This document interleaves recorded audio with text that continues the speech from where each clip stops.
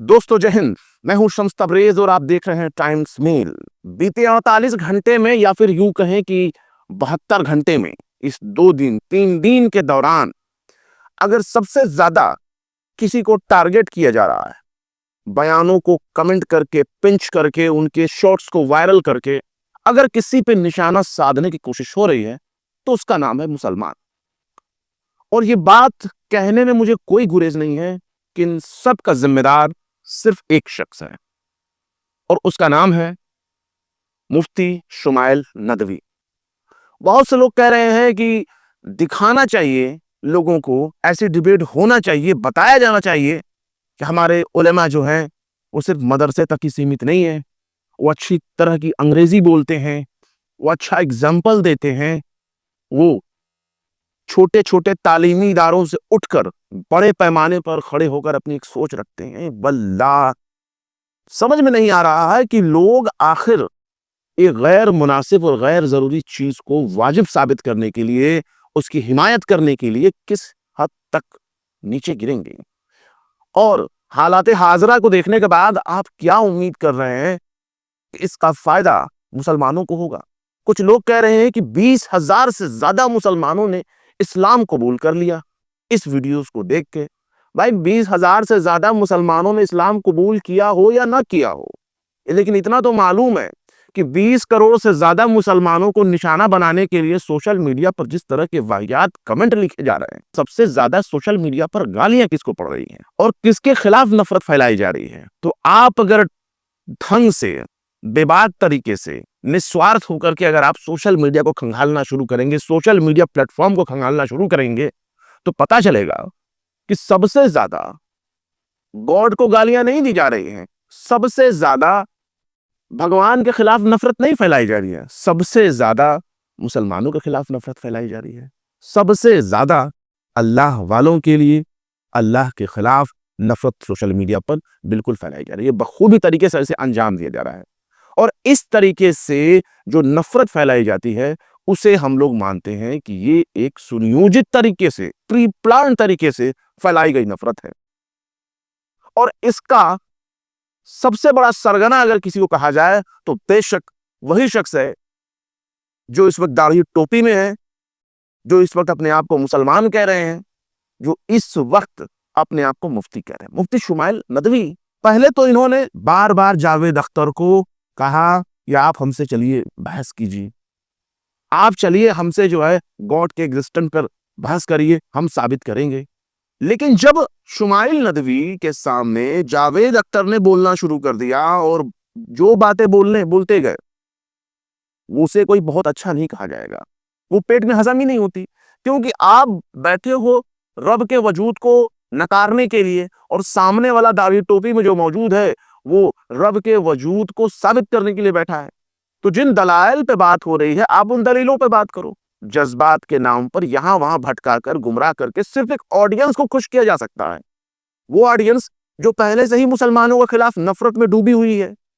और शुमाइल नदवी के सामने जब इस तरह की चीजें देखी गई कि टॉपिक से हट करके बार बार ऐसे बयानात दिए जा रहे हैं जिसको आपके सुन के आपके कान पक जाने चाहिए, आपको सीधे तौर पर मॉडरेटर के जरिए आपको बोलना चाहिए इस बात को, और वही बोलना चाहिए कि आप मुद्दे पर क्यों नहीं बात करते हैं। आप मुद्दे पर बात करेंगे तो ही मैं डिबेट करूंगा, वरना ये मैं मान लूंगा कि आप गॉड को मानने से इनकार इसलिए नहीं कर रहे हैं कि आप मेरे सवालों के जवाब नहीं दे पा रहे हैं या आप मेरे बयानों से संतुष्ट नहीं है, बल्कि आप इसलिए नकार रहे हैं क्योंकि आपके पास गुमराह करने के लिए, मुद्दे से भटकाने के लिए बहुत सारे मौजूआत पड़े हैं। ISIS पड़ा है, गाजा पड़ा है, फलस्तीन पड़ा है, हमास पड़ा है, इजराइल पड़ा है, बच्चे पड़े हैं, रेप पड़ा है, बलात्कार पड़े, तमाम मुद्दे आपके पास हैं। लेकिन जिस मौजू को लेकर के डिबेट किया जा रहा, उस मौजू पर डिबेट क्यों नहीं हुआ। यहाँ बात तो गॉड के होने पे थी। पता चला रेप हो रहा है, क्यों हो रहा है, इविल की वजह से हो रहा है। इविल किसने बनाया? रब ने बनाया। ठीक है, आपके बयानात एक आस्तिक के लिए ठीक है, लेकिन जब एक सिस्टमैटिक ढंग से देश में मुसलमानों के खिलाफ नफरत फैलाई जा रही है, आपको जरूरत क्यों थी, क्यों आपको चुल चढ़ी थी कि मैं बिल्कुल जावेद अख्तर को लबरेज कर दूंगा, बिल्कुल जब मैं जावेद अख्तर को बिल्कुल शर्मसार कर दूंगा, जावेद अख्तर बस मेरे सामने आवे मैं बिल्कुल उनको नंगा कर दूंगा। मैं क्या नंगा करने चले थे तुम? मैं ये बात शुमाइल नदवी के लिए बोल रहा हूं। आप उस जावेद अख्तर साहब का आप डिबेट खत्म होने के बाद सर पर हाथ रख के आशीर्वाद लेने गए थे। वो आशीर्वाद, वो दुआ जो एक आस्था से ताल्लुक रखती है, वो ब्लेस जो एक मजहब से ताल्लुक रखती है, मैं तो कहता हूं कि जावेद अख्तर की जगह पे कोई शंकराचार्य, महंत, पादरी कोई भी होते, आप उनसे दुआ ले लेते। कम से कम वो किसी न किसी मजहब के तहत, किसी न किसी आस्था के तहत उस खालिक कायनात को मानते तो हैं, यकीन तो करते हैं। आप बहुत सारे एग्जाम्पल भी दे सकते थे, लेकिन सवाल यह है कि आखिर आपने उस डिबेट को आगे बढ़ाया क्यों बढ़ाया? क्यों बढ़ाया आपने? आज सोशल मीडिया पे जो नफरत फैलाई जा रही है, उसमें सबसे ज्यादा निशाना मुसलमानों को साधा जा रहा है। ये आखिर किसके लिए प्रचार करने गए थे? आपको जाना था तो आपको मुद्दे पर बात करनी थी। आप यहां वहां भटकते रह गए, जबकि आपको छोड़ना चाहिए था इस चीज को। और इसका नतीजा यह है कि सोशल मीडिया पर आज मुसलमानों के खिलाफ वो नफरत देखी जा रही है, जो नफरत हिंदूवादी संगठन सड़क पर उतरकर नहीं फैलाते, सोशल मीडिया पर नहीं फैलाते, जो यहां वहां मंचों से जो नफरत नहीं फैलाते, वो नफरत सोशल मीडिया के थ्रू खुलकर वो लोग भी फैलाने लगे हैं जो धार्मिक नफरत के फैलाए जाने वाले एजेंडे के खिलाफ खड़े रहते थे, धार्मिक नफरत के खिलाफ खड़े होते थे। वो भी आज मुसलमानों को नफरत की निगाह से देख रहे हैं, और इसकी सिर्फ एक वजह है, और वो है शुमाइल नदवी। हमें अपने आसपास ऐसे लोगों को पहचानना होगा और ये समझना होगा कि आखिर ऐसे लोगों की जरूरत क्या थी। क्या ऐसे लोगों ने तमाम मुसलमानों का ठेका ले रखा है? ठेकेदारी तो कहेंगे ना, खाया पिया कुछ नहीं, गिलास टूटा 12 आना। आप इस बात को मानिए ना मानिए, जबरन किसी के मुंह में आप अपनी बात नहीं डाल सकते। भाई नहीं मानना उसको, तो उसके लिए आप अपना सर फोड़कर क्या करेंगे? वो बैठा ही हुआ है जलील करने के लिए, आपको शर्मसार करने के लिए। और जावेद अख्तर ने सिर्फ और सिर्फ मुसलमानों के जज्बातों के साथ खूब खेला है, और उस जज्बात को हवा देने वाले एक शख्स हैं, उनका नाम है मुफ्ती शुमाइल नदवी। बड़ा लोगों ने तारीफ की। या क्या तारीफ कर रहे हो? पहले मामले को गौर से देखो तो।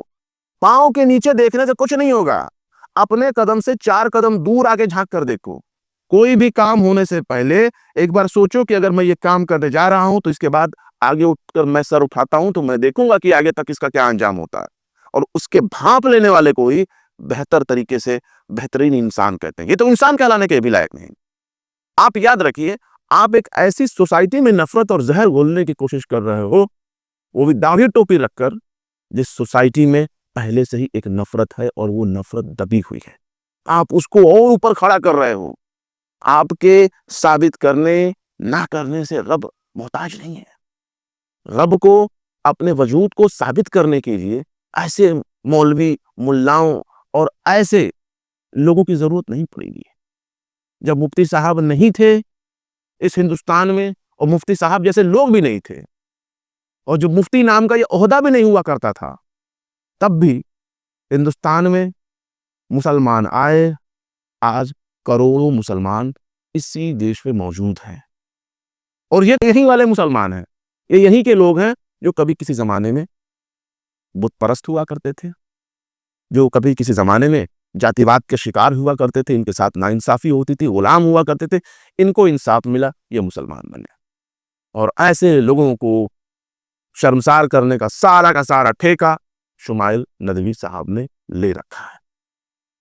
जिसको बहुत अच्छा लग रहे हो, अच्छा लगते हो, हम तो अच्छा नहीं समझ रहे जो इस तरह के ये डिबेट करवा रहे हैं, और इस तरह के डिबेट करके ये जबरन मुसलमानों को परेशान कर रहे हैं।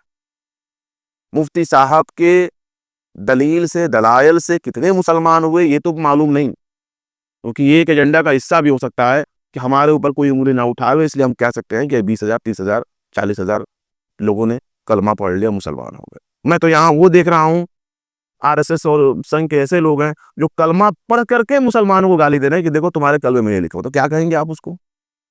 कलमा पढ़ लिया तो मुसलमान हो गया? नहीं भाई, यहाँ दिल वाली बात है। यहाँ तो ये भी चलन है कि भाई तू मुसलमान होगा तो नाम तो रख मुसलमानों जैसा। तब मुसलमानों जैसा नाम को रखने वाली क्या चीजें? कोई तो बतावे कि अगर कोई मुसलमान है तो उसके नाम को आप कैसे मुसलमान वाला नाम साबित करोगे? इस्लाम में कहीं भी नाम बदलने की वाकयात नहीं मिलेंगे कि मुसलमान होने की वजह से। 1-2 जगहों पे मामला ये है कि अगर कोई शिरकी अल्फाज है तो नाम में तब्दीली की जाए, लेकिन इस वजह से नहीं कि ये नाम हिंदी का है, हिंदी नाम है, संस्कृत नाम है, तो ये मुसलमान नहीं होगा।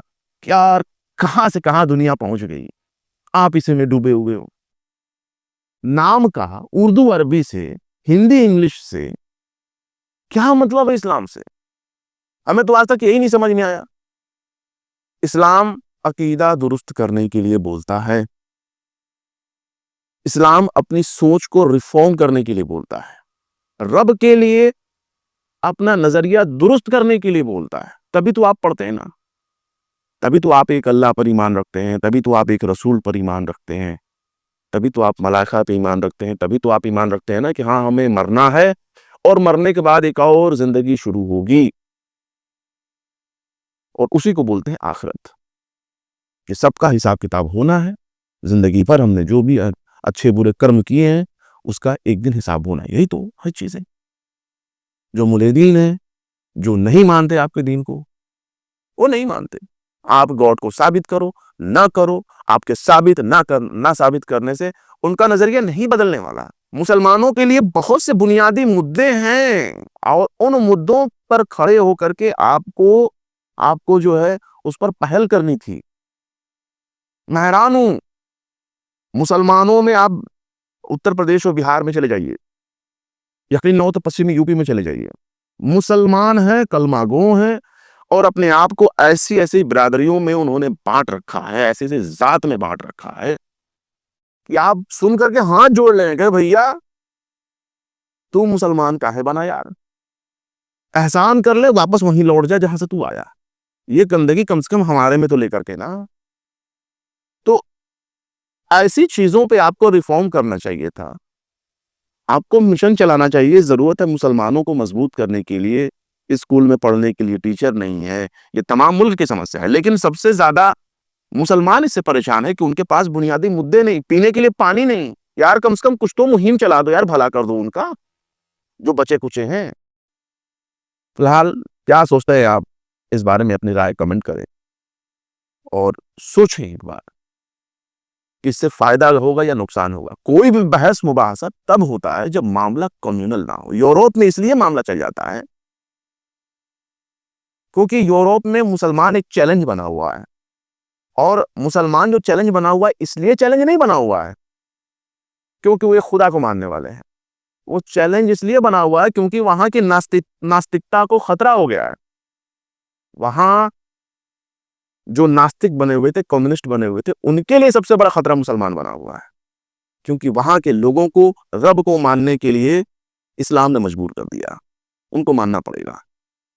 और वहां की जो सोच है, जावेद अख्तर साहब, उसके उनके अगल बगल भी कहीं नजर नहीं आते। मैं तो यही कहूंगा कि आखिर अपना ही घर जला लिया अपने चिराग से।